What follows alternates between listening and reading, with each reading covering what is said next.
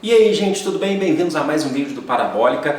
Fiz esse vídeo assim mais rápido mesmo, vai ser um vídeo menor, porque a gente vai falar de um tema que aconteceu agora, né? Ontem, antes de ontem, uns dias atrás aí.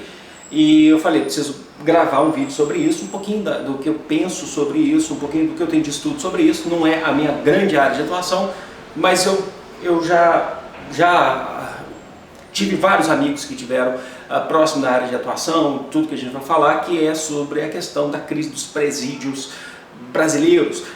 A gente teve o caso aí do massacre, né, que a gente teve em Manaus e agora em Rondônia, né? Em Rondônia agora 33 mortos, se eu não me engano. Eu queria falar rapidinho sobre isso, colocar um pouco do meu ponto de vista, não fechar a discussão, porque a gente não fecha uma discussão dessa. E eu já começo com o termo crise, né, que eu vi muito na TV falando sobre a crise do sistema penitenciário brasileiro. Que crise? Desde que o Brasil é Brasil, nunca se pensou, na verdade, do bem-estar de uma população, nunca pensou, por exemplo, como lidar com criminosos, como lidar com os crimes, como discutir isso com a sociedade. Porque a gente está sempre pensando na questão da punição, né? É aquele argumento que se fala sempre assim, que bandido bom é bandido morto. Não é isso, gente. Porque bandido bom não existe, né? Seria melhor se nós não tivéssemos bandidos, né? Bandido não existe bom, nem morto, nem vivo, não existe isso, sabe? A questão é a gente discutir uma saída para essa relação brasileira. E eu vi até mesmo o ministro da Justiça, Alexandre de Moraes, que ele chama, se eu não me engano, vi a reportagem dele, a coletiva dele, né, falando sobre quais os processos a serem tomados agora com essa movimentação. Tem muita gente aí que falou assim que tinha que morrer todo mundo lá mesmo, inclusive o secretário da Juventude do governo Temer, que é do PMDB também, ele teve esse argumento também. Eu posso deixar o link na descrição falando sobre isso, que ele fala lá que, assim, que devia ter matado todo mundo, aí depois ele dá aquela risadinha, justifica, eu sou filho de delegado, né? Não se pensa numa saída. É esse o pessoal que está governando o Brasil, é esse o pessoal aí que está no Estado brasileiro, que está representando o povo brasileiro, representando entre aspas, né? Porque a gente já fez um vídeo aqui falando aqui que não tem, para mim, o governo não tem nenhuma não representa ninguém, na verdade, né? Não me representa, né? E aí a gente vai entrar nessa discussão. Tem muita gente aí, os mais eufóricos, vão falar que devia ter morrido todo mundo mesmo. E o ministro da Justiça, ele falou que vai aumentar, né, tornozeleira, vai aumentar reforços, o BOP. Ele falou assim que a saída também vai passar por aumentar o número de presídios brasileiros. Qual que é o debate? Qual que é o debate que eu estou tentando trazer aqui? O gato vai miar ali. Tá indo ali. Ô Fígaro! Ô Fígaro! Por favor. Então, como eu vinha falando, eles sempre vão falar de aumento de presídio, de aumento da segurança, né? Aumento do número de policiais, de agentes penitenciários, tentar barrar coisa de celular, né? Antenas que cortam o sinal de celular. Mas eu sei, isso aí todo mundo pensa há muito tempo, todo mundo fala há muito tempo. Eu até concordo que é preciso pensar em saídas na questão da segurança do país, até mesmo porque as coisas estão num nível aqui no Brasil e no mundo, tá? Isso não é só, não é exclusividade do Brasil, mas estão num nível de que para você ter que mudar esse sistema, você vai ter que começar do zero. Então eles vão tentando tomar medidas paliativas e que acabam, ao meu ponto de vista, piorando a situação. O que eu estou querendo dizer com isso? Você aumenta o número de presídios, né? Você aumenta o número de penitenciárias, daqui a pouco elas estarão cheias novamente, tá? Daqui a pouco elas já vão estar superlotadas novamente.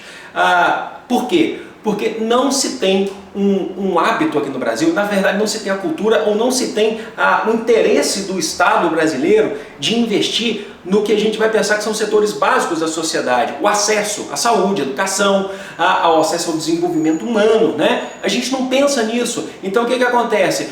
É muito mais fácil você jogar pessoas para uma penitenciária do que cuidar da vida dela, sabe? Do que dar oportunidades para ela que é de direito dela, né? Então essa é uma questão muito importante importante que acontece no Brasil. Não pense você que eu estou defendendo o cara lá, o cara que é preso, que cometeu um crime, não pense você que eu estou defendendo isso não, mas eu acho que é necessário tomar medidas a longo prazo, nem longo prazo, acho longuíssimo prazo, né? Para poder discutir, para poder resolver isso. E isso passa por uma transformação social. Você não tenha dúvida disso. Até mesmo, eu até falei lá no Twitter, se você não me segue no Twitter, vai lá e segue lá, o link que está aqui na descrição, que eu falei que esse debate, né, tudo isso que está acontecendo, me lembra muito uma obra do filósofo francês, um dos filósofos mais importantes que a gente tem no século XX, passando agora para o XXI, que é o Michel Foucault.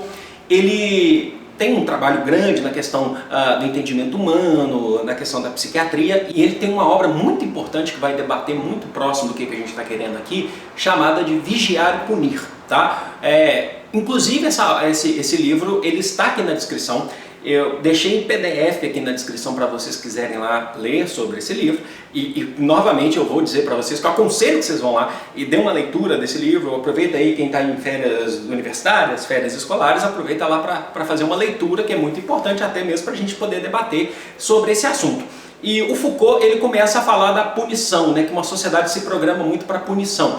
Ele vai usar exemplos da França, porque provavelmente é o país onde ele estudou de maneira mais aprofundada a história, que é a França, que ele diz que antes da Revolução Francesa as punições, até mesmo uma questão de Inquisição na Europa, as punições eram feitas ao ar livre, que era um verdadeiro espetáculo para as pessoas. Então a punição do Estado, né, era uma punição que o rei, né, antes da Revolução Francesa, ele fazia um espetáculo, né? Então o rei oferecia isso para as pessoas, né? Então era muito comum as pessoas irem e vibrar. Vocês já viram isso em filme, né? E vibrarem com a punição do sujeito, né? Está sendo torturado em praça pública para depois ser enforcado, ter uma morte lenta, né? Até já falei sobre muito de tortura aqui no vídeo que eu falei sobre a Inquisição, caça às bruxas, né? Até usei o exemplo do Vlad III, né? O empalador, que deu origem aos contos ali do Conde Drácula, que ele colocava uma estaca na pessoa e a pessoa ficava com a estaca, entrava aqui por baixo e saía pela boca, e ficava durante uns 3 dias ali morrendo, e o Vlad comia, né? Assistindo isso, né? Então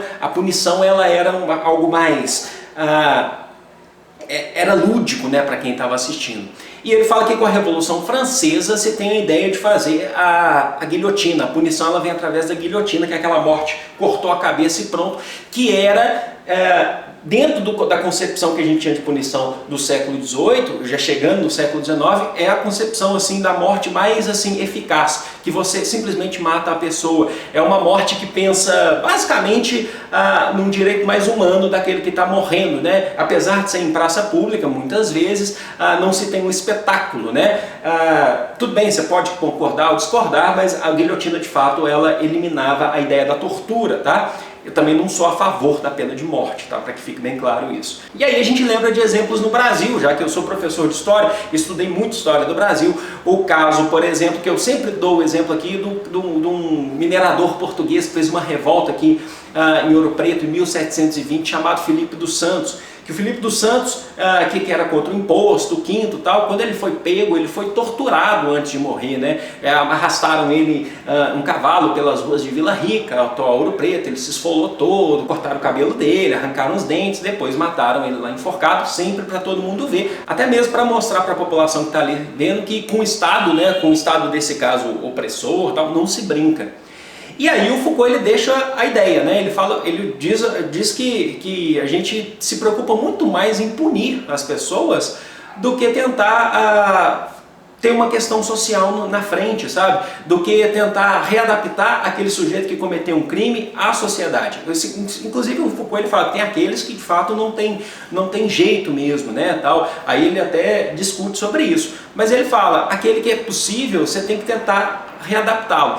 Mas se você olhar para a situação brasileira, a gente não tem essa condição de readaptação. É muito difícil você pensar nisso. Como é que você vai readaptar um sujeito dentro da condição de uma penitenciária no Brasil, com o Estado investindo só nas medidas dentro da penitenciária, da questão da opressão, você não investe na questão da sociedade, só oprime a sociedade.